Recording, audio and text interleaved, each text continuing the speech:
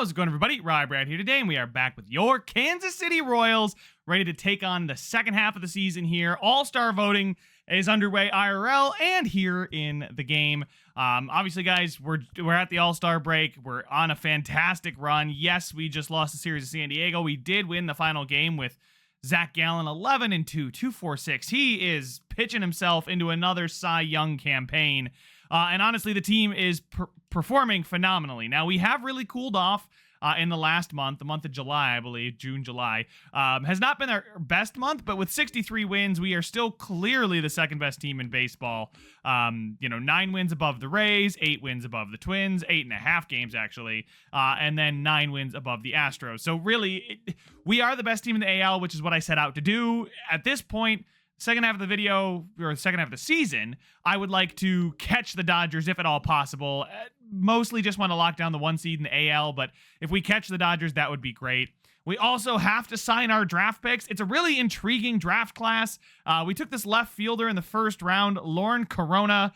He looks like he's got the potential to be an absolute world-class player, like 76 to 94 overall, and then 80 to 98 potential. Hopefully our scouts are right about that, guys, but I'll update you as we get them signed and as we go through the rest of the season here. Hopefully we're able to keep this performance going, stay healthy, get the 1 seed locked down, and have some fun in the postseason. So before we get to signing anybody or simulating anything, let's talk about our All-Stars. Bobby Herman looks like he's going to be the starting pitcher for the AL in the All-Star game. 12-4 record, 3.0 ERA. That's really taken it's kind of skyrocketed over his last few starts. He's still pitching very, very well. Obviously, he had a sophomore slump after winning Rookie of the Year and the Cy Young. He's improved his whip. His quality starts are 14 out of the 18 games he started. He's got a WAR of 3.5. Ks per 9 is back above 10. Home runs per 9 for the first time in his career are under 1. His FIP is 2.47. His ERC is 2.81. Yeah, he's absolutely deserving of an All-Star. And I think being as the All-Star starter is huge. We've drafted him way, way, way back at the beginning of the series, and he has just paid dividends for us. And then there's Zach Gallen also making it as an All-Star from your Kansas City Royals. Mariano Diaz, our reliever. I mean, he's got a 1.14 ERA, sub-1 whip, win percentage of 1,000, right? He's won every time he's gotten the opportunity to. He has blown one save, but hey, he is just balling out there in the bullpen. Nick Sandlin as well is another guy from our team that has made the All-Star game. So a ton of our pitchers finally doing what they are supposed to be doing. They're just getting paid to be great, and they are pitching great. Bobby Herman, we know, was kind of pitching great no matter who it was. Zach Gallen in the regular season, back-to-back years where he's been an absolute stud. Pretty much every year he's been a stud for us, so it's really the playoffs that become his kryptonite, but we've got plenty of talent around him, including in the bullpen with Diaz and Sandlin. That's so exciting. And then, as far as our fielders that made it to the All-Star game, Tristan Casas is going to represent us at the All-Star game, batting .316, OPS of over 1,000. Guys, I think needless to say, his injury really did hurt us last year. He was out for the second half of the season and really down the stretch into the playoffs. We missed him a ton. He was batting phenomenally, and he's taken his game to another level here. A potential 92-28. Oh yeah, he's only making 11.4. Absolute stud there. Freddie Furman does make the All-Star game as a member of the Chicago White Sox. Best batting average he's had in the sim. Best OPS he's had in the sim. So it's nice to see him really find his game, find his stuff. 13 home runs too. So he's having a phenomenal first season there in Chicago. I'm happy for him. Happy to see that. Bobby Witt Jr. is on the bench. You know, we were seeing a ton of decline from Bobby Witt. I don't know why we're seeing decline from a 27-year-old stud, but listen, he's 27. It's about time we got him to the World Series, so that's what we're going to try and do here in this one. Riley Green makes it for us as well. He's having back-to-back absurd seasons. Detroit traded him because he was having a great season here, and then he's just continued to be that guy. $15 million a year for another 2 seasons after this one. I am absolutely stoked about that. I don't think I missed anybody, but we can just take a look. Yeah, I didn't miss anybody, but there we go. Our team is well represented at the All-Star game, as it should be. So let's go ahead and see if we can sign some of our draft picks and win the American League in the regular season. We are going to get our second round pick, Lee Song, the starting pitcher.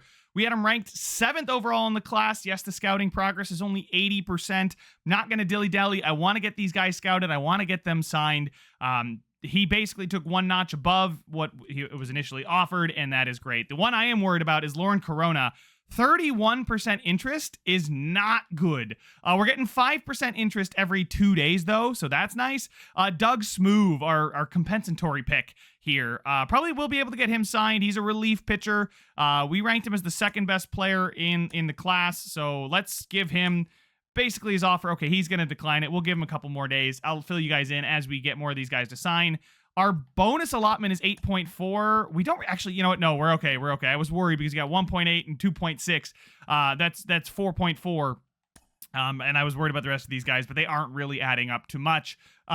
Big interest there from Cyrus Paulino to the third round pick. So let's see if we can offer him a contract. I'll just keep you guys here for this one. I assumed he was going to sign, and he does. Happy to have him, our third round pick. 100% scouted this relief pitcher, Francis Berger, 73% interest.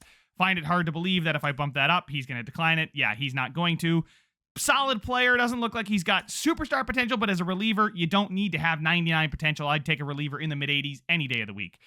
Starting pitcher Miguel Juarez here. Again, another guy that I can just easily offer. He is going to decline, so we will flip-flop him with Horace Cabrera here, the third baseman. Really took a shot on this guy. High potential, maybe, and low overall. So one of those guys for the future. So we'll offer him a contract. He is going to sign, and the only 3 holdouts here are Corona, Smoove, and Juarez.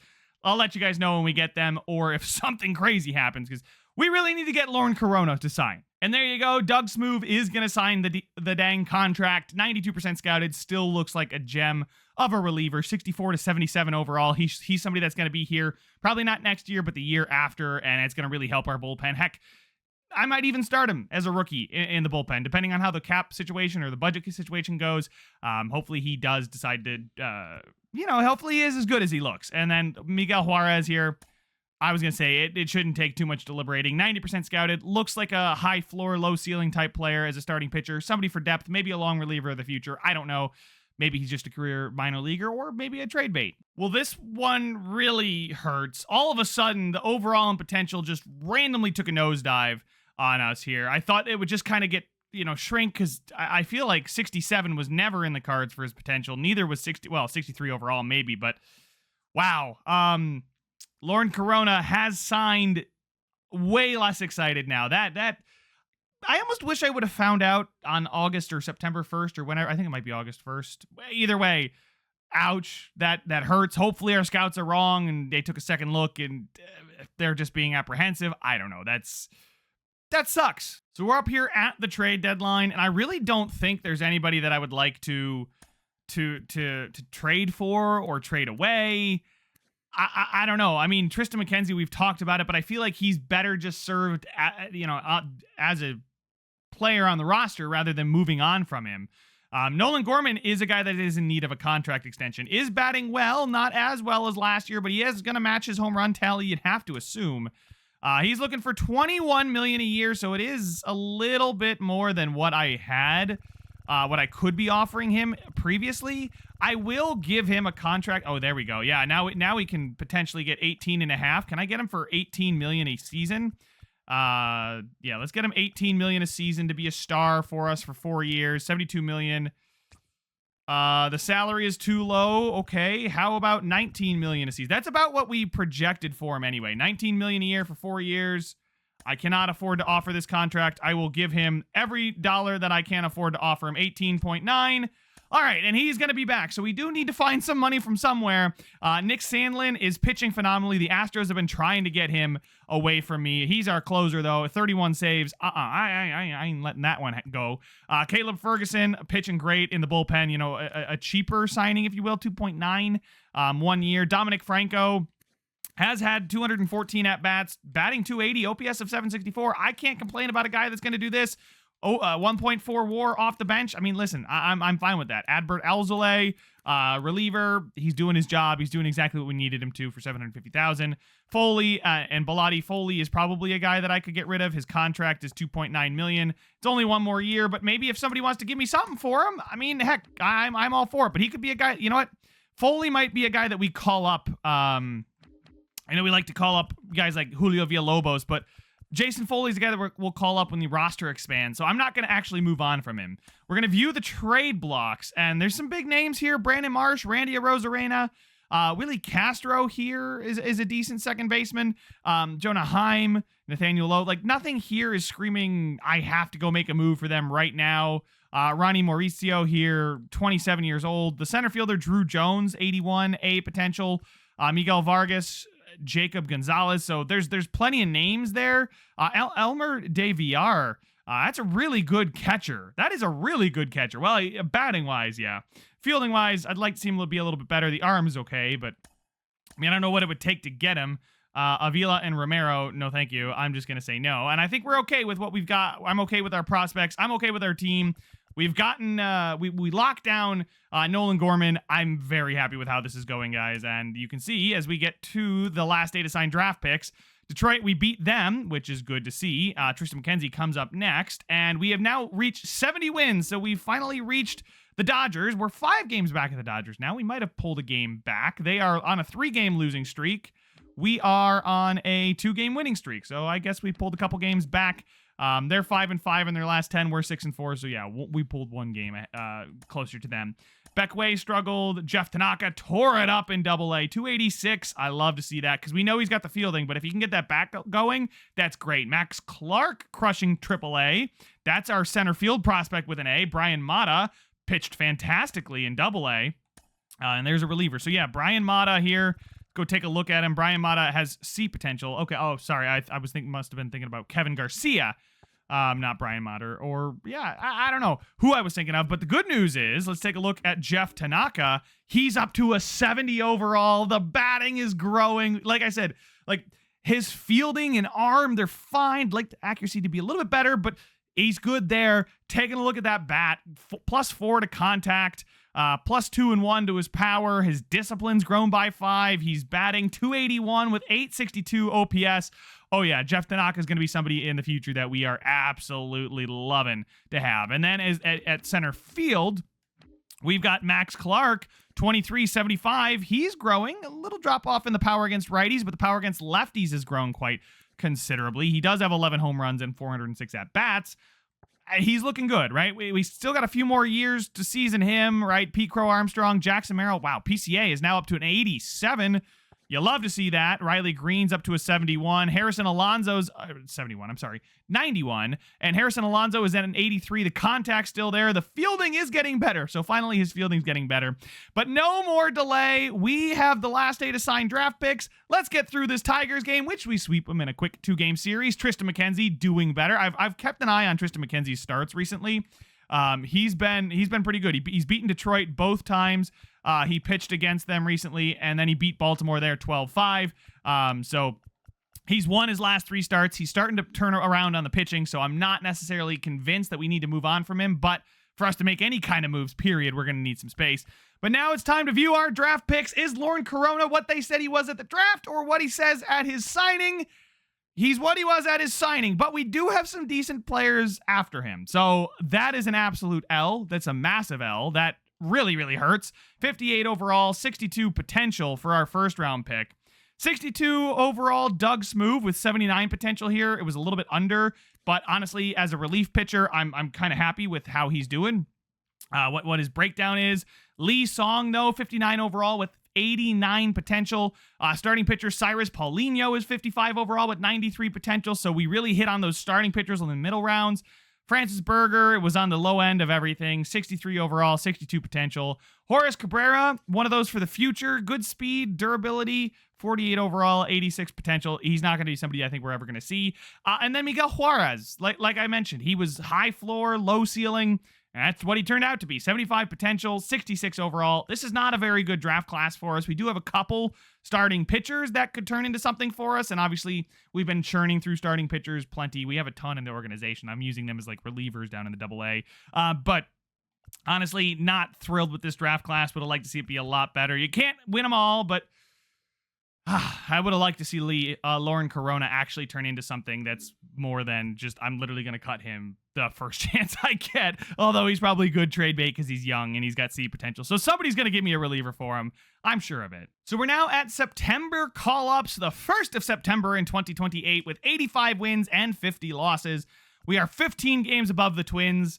Their elimination number is 13 for the division. So any combination of 13 wins for us and or losses for them means that we are going to win the division. I'd be floored if we don't end up winning the division. How are the Dodgers doing? They have 92 wins, and the Marlins have 86 wins. Wow, they have. Apparently, defense and speed really don't matter. Their ERA is 3.35. That is crazy. Ours is 3.40, and I mean we've got some dominant pitchers. The Dodgers is 3.58. So really, the Marlins have the best pitching staff in baseball right now. That's crazy. But our runs scored is 740. Our runs against are sub 500. Only team in the AL that can say that they've got sub 500 runs against. Only team in the AL that has more than 700 runs scored too. So we're the best team in the AL. That's not debatable. And then over here, yeah, the Dodgers are just crazy. So we are a better defensive team, and I've been saying this. We are a better defensive team than the Dodgers, but they have 760 runs scored. We have 740. I think our run differential might be better than theirs. That's what, 249 versus our, well, that 200 and yeah, they're just slightly better. The Dodgers have.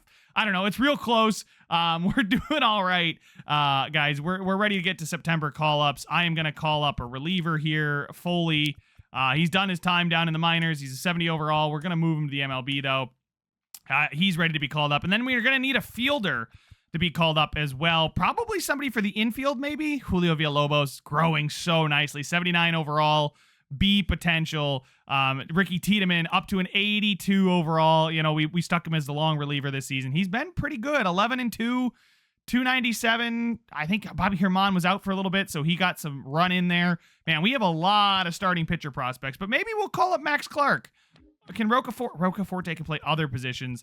Left fielder Tucker Bradley. There's Austin Charles here. Nah, I think we're gonna. Yeah, I think it would make a lot of sense for us to call up Max Clark. He's been playing well.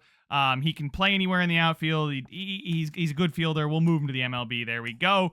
And now I know we have a lot of outfielders now, but we're at the limit of 28 players for September. So let's get it done. We play the New York Yankees, who are 46 and 88. You love to see that. We do beat them in a series. We get a day off in the middle of this series against the San Francisco Giants, a team we should be beating, and we do sweep them. Seattle is another team we should be beating. Ooh, and we get a big game against the Dodgers. I guess it's a big game in the fact that I want to be the best team in baseball. They are the best team in baseball. It's going to be Pepio versus Rogers, Ohtani versus Rodriguez, and Yamamoto versus Gallen. It should be a fun 3-game series. Let's see here. We're going to lose the first one 3-0. We can't really blame Pepio for that one. We then win 9-3, getting to Shohei, and Grayson Rodriguez gets the dub. Zach Gallen versus Yoshinobu Yamamoto, who's 21-4. He's getting a ton of decisions, right? Gallen is 16-4. Pitch similar innings. Gallen's got the better ERA and strikeouts, so we'll see. And we are going to take the win. We hand Yamamoto his 5th loss. Gallen gets the win. And we're now 4 games back of the Dodgers for the best team in baseball. Boston is a 500 team, so I'd be upset if we didn't win this series.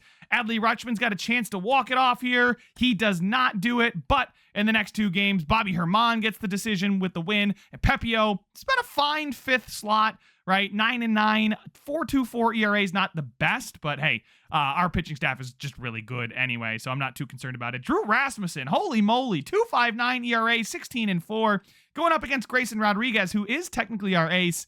I would say that Zach Gallen's probably better. And Ricky Tiedemann takes the loss. Miguel Castro gets the win there. So that was probably one that was decided late. Zach Gallen is going to... Mariano Diaz blows this one for us.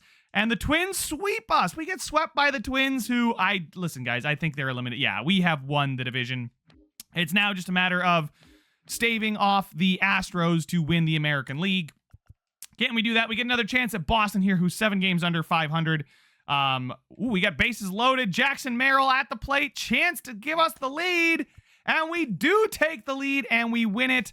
We win the series 2-1, thanks to that one late. Tariq Skubal gets the win. Grayson Rodriguez takes the L. Who got these 2 wins? Bobby Herman and Ricky Tiedemann. Tiedemann, guys, has been pitching phenomenally. 160 innings pitched for a long reliever is actually kind of crazy.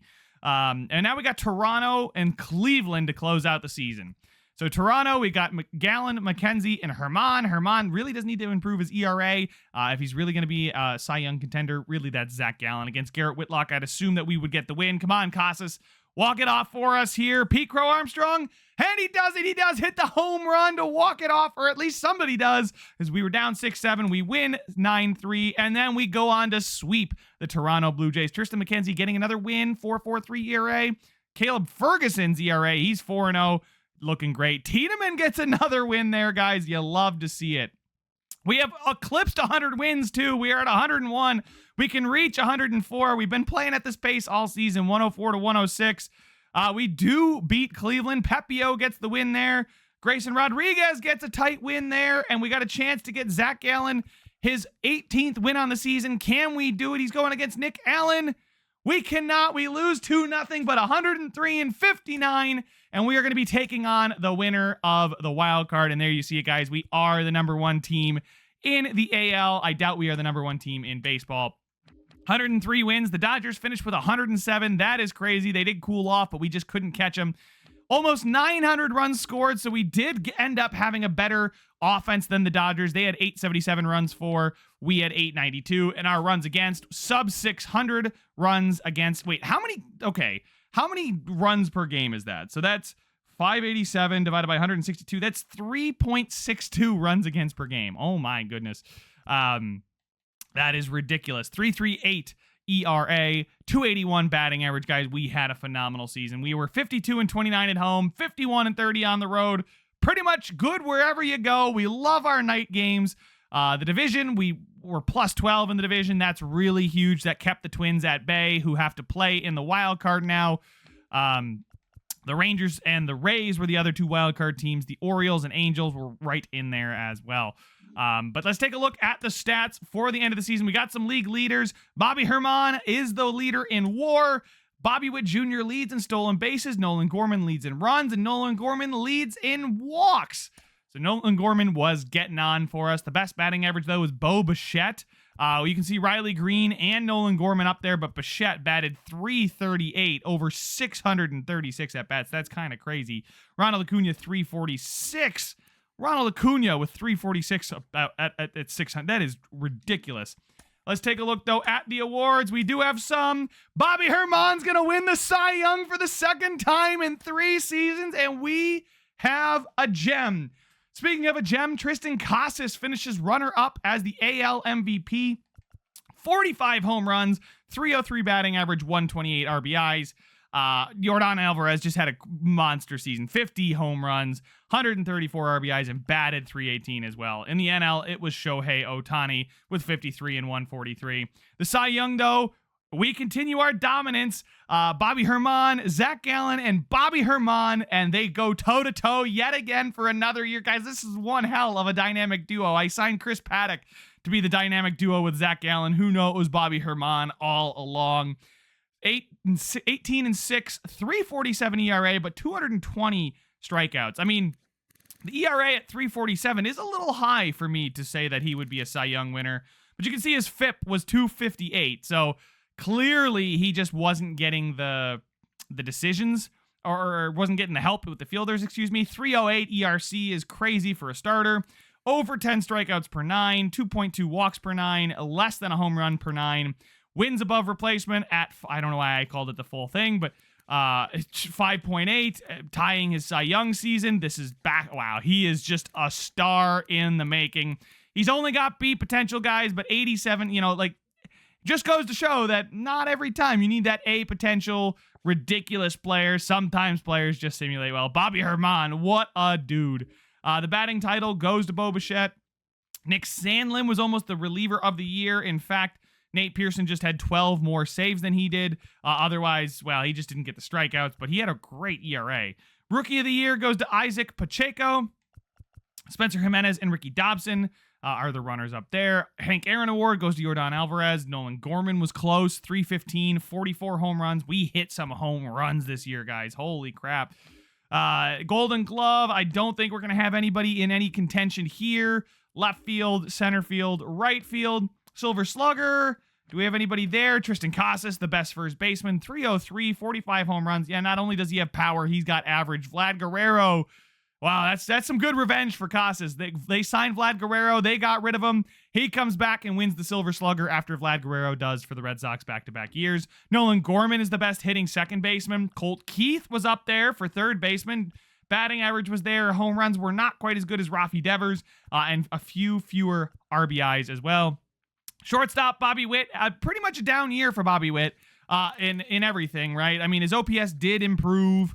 He did get more walks, more RBIs, more home runs, but it wasn't the same Bobby Witt that we're used to seeing. Still, guys, I'm saying that like he had a bad season. His season was still phenomenal, but just not the lofty heights we're used to seeing out of him. And in the outfield, Riley Green is one of the 3 outfield Silver Sluggers. Let's hope we can get one of those postseason MVPs. But let's take a look at the rest of the team, the statistics here. Who led the team in home runs? It was Tristan Casas and Nolan Gorman with 45 and 44. Those guys with their power is crazy. And the fact that it's grown by 5 for Casas, and for Nolan Gorman, it's up to a 98. Yeah, these guys are raking against righties. Vinny Pasquantino, look at him. He's still, guys, don't forget about him. He was our first baseman stud for a while. Yes, we upgraded him to Tristan Casas, but he said, do not forget about me. I'll DH and I will rake. 94 RBIs, 33 home runs, 279 batting average, OPS of 919. That is crazy. We had 5 guys with 30 or more home runs. Colt Keith up to a 90 overall at 26. This guy is a stud. The fielding is getting a little bit better too, so that is encouraging to see. But the bat guys, you know it is great. Riley Green, so happy to have acquired him. Bobby Witt, 27 home runs. Adley Rutschman, the catcher position with some pop now. Harrison Alonso Cole didn't really have a great season. He's still got time to grow, and he's 84 at 23, guys. He is on his way, but his true breakout will be a little bit later, I think. Jackson Merrill, as a utility guy to get as many at-bats, 479 at-bats, 10 home runs was great. Dominic Franco, and look at that, everybody hit a home run. You love to see that. Best batting average was Riley Green with 318. Gorman and Casas also above 300. Rutschman then at 4th. Guys, this is why we signed Adley Rutschman. I don't care if he's dropping off. I don't care if he's making $20 million for another 3 seasons. This is why we signed him. He is providing us tremendous batting from the catcher position, which is not something you can find very easily. Dominic Franco actually had a great season. You know, I was not even planning on having him on the roster. We got him from the Dodgers. I believe he was a throw-in in a trade, and he batted really well for us. Can't really complain too much about that. Vinny Pasquantino, Colt Keith, Bobby Witt. I mean, guys, they all batted tremendously well. Blake Mitchell up to an 85 as our backup catcher, making 3.3 for the next 3 seasons. He is a phenomenal secondary catcher and probably will be ready to take the mantle from Adley Rutschman not too long from now. He's really well-rounded, and he's developing like that as well. Nolan Gorman over 1,000 OPS is great. Casas, Pasquantino, Green over 900. Rutschman, Keith, Witt over 800. 750, Dominic Franco. And then you can see, you know, Blake Mitchell. Again, this is the alternative type of catcher where you're getting average, adequate batting, but good fielding. So Lyle Cortez had an okay season. Let's see. Was anybody a ball magnet? 5? No, that's not crazy. Grounded a double play. Pasquantino and Rutschman, they are not the fastest duo. Jackson Merrill, surprised to see that. That he grounded into so many double plays. Colt Keith as well. Caught stealing. Anybody try to steal it? Bobby Witt did try to steal a lot, but he still had a good stolen base percentage of 821. If he was caught stealing 12 times, he had how many stolen bases? 43. Holy mackerel. He's out there nabbing all those bags. The best WAR was Nolan Gorman. So, yeah, I think he's very much deserving of that contract we handed out to him. His WAR is just peaked at 7.6. You can see he's really turned it on. He's really turned it around. Runs created 143. Bobby Witt and Casas up at 6.9 and 6.8. Green, Rutschman in the 5s. Colt Keith at 3.8. Same thing with Vinny Pasquantino as the DH, a guy that I've completely stopped talking about. And then Lyle Cortez was negative 0.1. I like you, Lyle. Come on. I need you to not be a negative on the team here. But let's take a look at runs created. I always try to have 2 or 3 guys over 100. Well, we got 5, and we got 2 of them over 130. 143 runs created. That might be the best in baseball. I'm going to take a look at that. But Nolan Gorman with 143.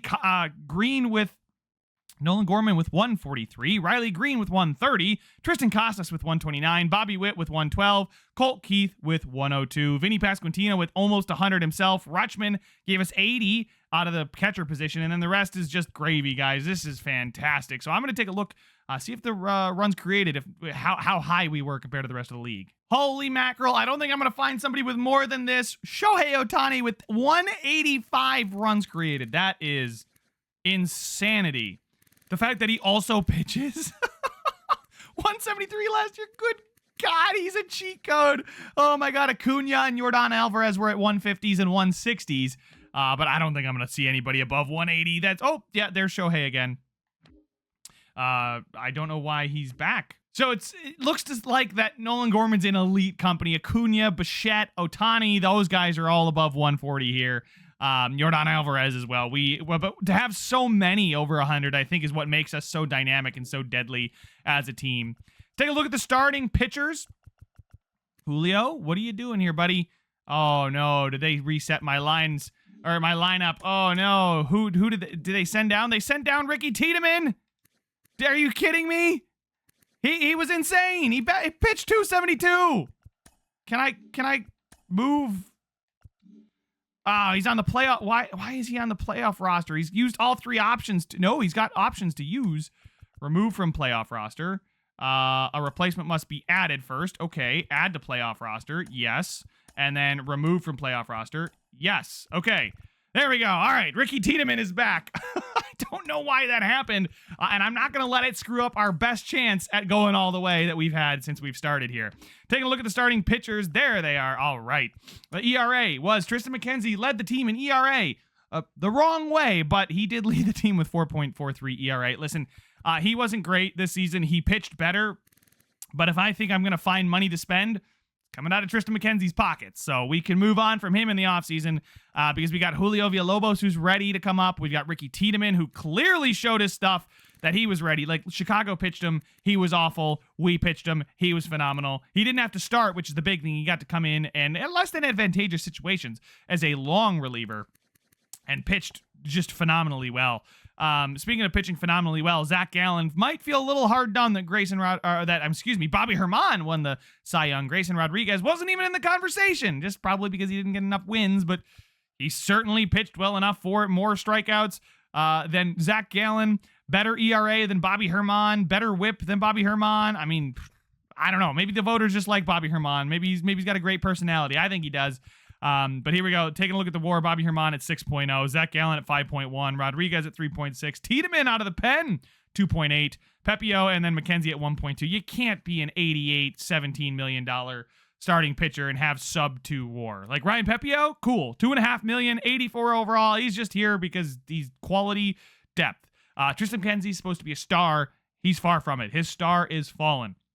As far as ERC is concerned, Zach Gallen, ridiculous. Sub 3, 2.5 is crazy. 308, 334, and 351 is really good. Ryan Pepio, not great. You know, honestly, a guy that maybe we move on from him and make space for Julio Villalobos and Ricky Tiedemann. We move on from McKenzie and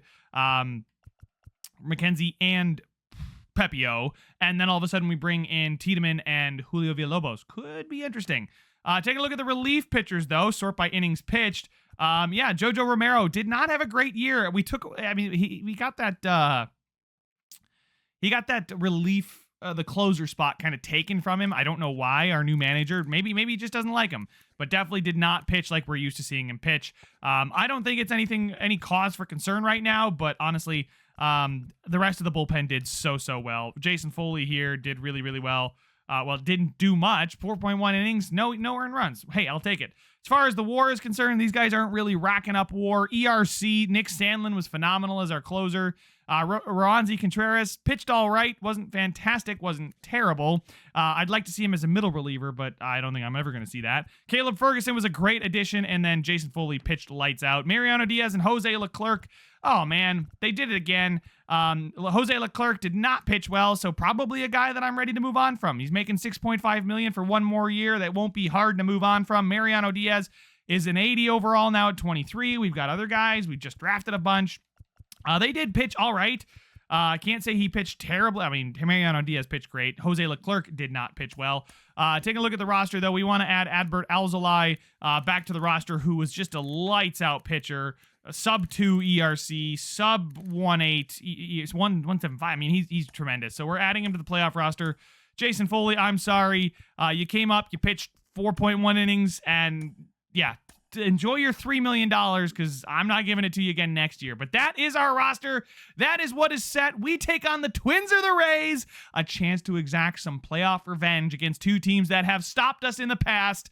It is now time for us to take our revenge and take the AL and hopefully get to the World Series. Guys, this team is built to make it to the World Series. We played well enough. We were by far and away the best team in the AL.